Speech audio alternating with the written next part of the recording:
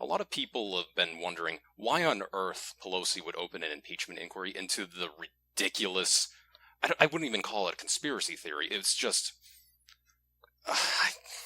I would call it a fabrication of Trump, of Trump blackmailing the Ukrainian president to investigate Hunter Biden, Joe Biden's son.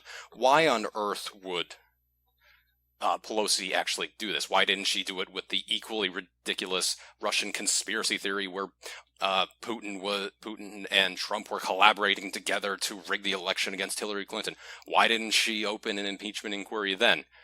Well, I'll tell you what I think. What I think is, okay, Trump won the election, yes, but he wasn't actually stepping on anyone's toes. Remember, during the 2016 election, there were all kinds of, not even veiled, they were pretty much promises that Trump was going to investigate and prosecute Hillary Clinton. If you remember, during one of their debates together, Trump commented, "You would be in jail." And after the election, we all know that didn't happen. Basically, Trump was, I suppose he was being magnanimous and dropping the issue. So, I believe that's the reason why impeachment wasn't put forward. Because Trump wasn't going around prosecuting a bunch of Democrats. He wasn't taking away their financial interests.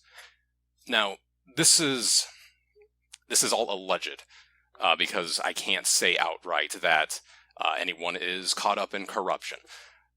But the outward appearance, is that Hunter Biden, Joe Biden's son, who is on the board of a gas company in Ukraine, is allegedly involved in some kind of corruption scheme on behalf of Joe Biden, because Joe Biden wouldn't directly participate.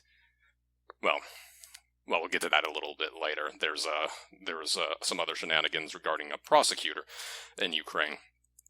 But that is what the outward appearance is. And what I believe is because Trump is actually looking into the matter.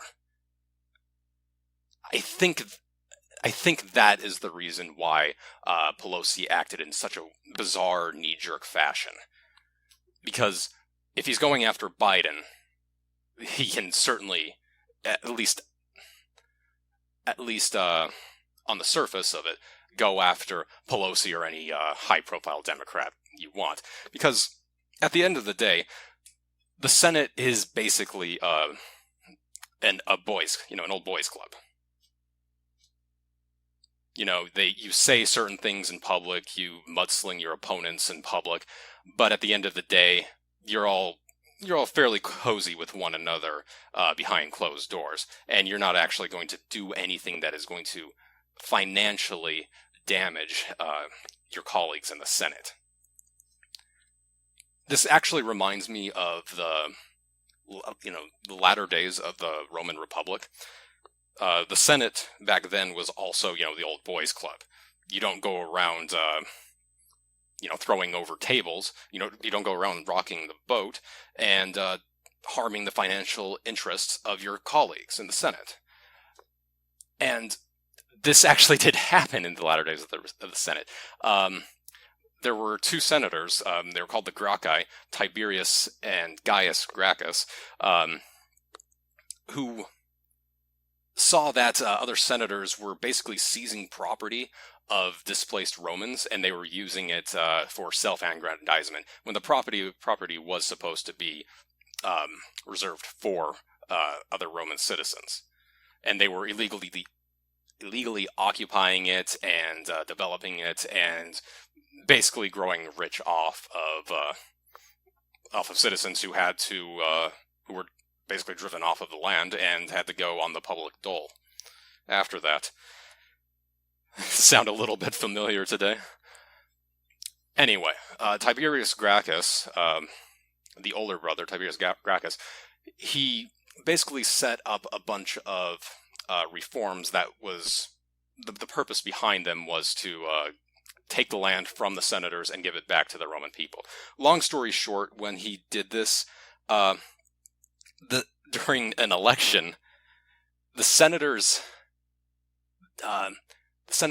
broke up the furniture in the Senate House, and they went out and they beat Tiberius Gracchus to death.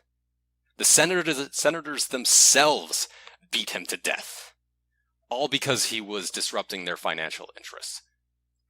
And to keep it short, his brother basically went on trying to accomplish the same kind of reforms on behalf of the destitute Roman populace. And the Roman senators didn't kill him themselves, but he was still cut down by hired hands.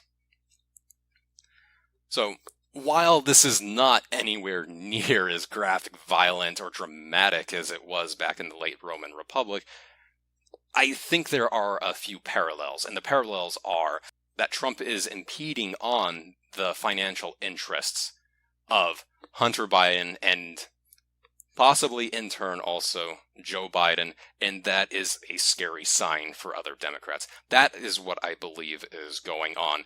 And, this was announced a while ago, the impeachment inquiry. However, there is an update from USA Today. Nancy Pelosi has put the Trump impeachment inquiry on a fast track. Here's the plan, timeline, and key players. House Speaker Nancy Pelosi says she wants to move expeditiously, that was a hard one for me, says she wants to move expeditiously on the impeachment inquiry into whether President Donald Trump abused his power by pushing Ukraine to investigate his political rival Joe Biden, as well as his son Hunter Biden. At the center of the inquiry, which was launched last week, is a complaint from an unidentified intelligence agency. The complaint accuses Trump of having used the power of his office to solicit interference to discredit Biden, the 2020 Democratic frontrunner. It also alleges that the White House official sought to, quote, lock down, unquote, records of a July 25th phone call between Trump and the Ukrainian president, and I am not going to try to pronounce that name, in which President Trump urged the Ukrainian president to investigate Biden and his son Hunter, who once had interests in Ukraine. Trump contends he did nothing improper and accuses Democrats of wanting to overturn the results of the 2016 election.